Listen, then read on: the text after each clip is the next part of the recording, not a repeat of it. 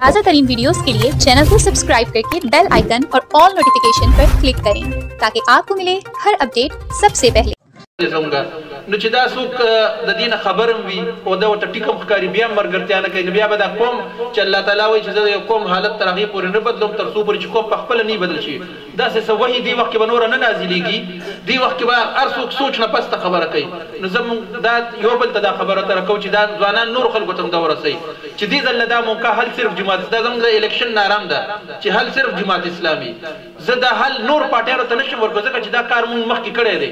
دا د 90s نه پسته خو دا ټول راغلي دي که نه 88 الیکشنونو نه پسته پیپلز پارټي 2 درې ځله راغله مسلم لیګ هم راغو پی ټي آی هم راغو ایون جی یو هم راغه ان پی هم راغه نو دې ځل دا موقع جماعت اسلامي ته ورکول دي او باقي صابر صاحب متعلق تاسو د کلي زه به زیات څه خبره تر کومه خو یو خبره باندې زه ډېر کلیر یم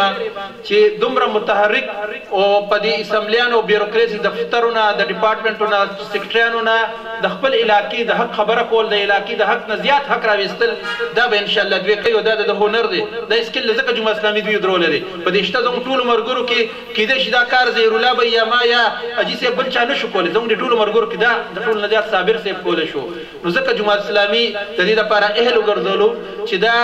د خپل وطن له خپل علاقې له د خپل حق صحیح ترجماني دا به انشاءالله صابر صاحب مخکې کړی دا او اوس به هم کوي یو اخرنۍ خبره دوی ته هم زه چې دونګه داسې یو پلان دی په ټول پېښور کې پي لپاره د عبیدعلي شاه به یې لږه د هغې وخته دغو اشاره وکړه چې دا به مونږ د کوم یوت دی د دې سکل به ډیولپ کوو سکل ډیولپ کولو دپاره مونږ 10 نه 15 قسمه پروګرامونه چې هغې کې ای کامرس دی امازون هم دی هغې کې ډیجیټل سکل زیاتول دي کنټینټ رایټنګ دی پکې مختلف شوزونه دي دا به انشاءالله تعالی را روان 10 15 ورځو کې دننه انشاءالله پېښور کې مونږ لانچ کوو او د دې ستاسو هم د دې خپل پی کې صرف د ترنا فارم خبره نه کوو ټول پی کې یوت په هغې باندې آنلاین رجسټریشن وي او چې د چا کم سکل خوښي هغه سکل به فری آف کاسټ یعنې الیکشن کې خو یو میاشت وي خو دا بس د 3 نه 6 میاشتې پورې دا سکل به ورته مونږ ورکوو بیا هغه په مارکیټ کې په جاب مارکیټ کې هغه دپاره ځای پیدا کول په خپلو خپو درول اوس ضروري نه چې سرکاري نوکریانه ټول خلک لاړ شي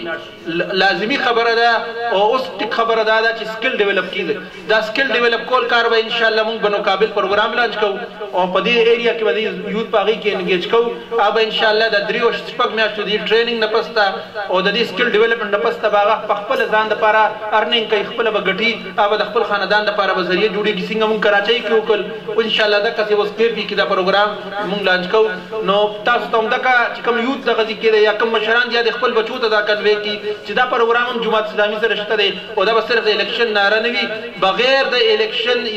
د سرکاري نوکرونو هټ خبره کوم د نوکري د وسایل یا خپل ځان له ارننګ کولو لپاره به انشاءالله یو بنیادي پروګرام جوړېږي زه بیا په دې خط کوم چې دلته غلام محیدین صاحب خو موجود نه دی خو هغه هم داسې د تعارف هم داسې نه چې تاسو به نه پېژنئ انشاءالله هغه یو جهاندیده شخصیت دی او موږ ساتو چې په دې قومي اسمبلۍ کې هغه سره او په صوبایي کې صابر صاحب سره دا ملګرتیا به دا یو خو د خپل ووټ صحیح ترجماني هم زموږ کوي او د دې وطن دپاره به دا ډېر د خیر ذریعه جوړېږي شکریه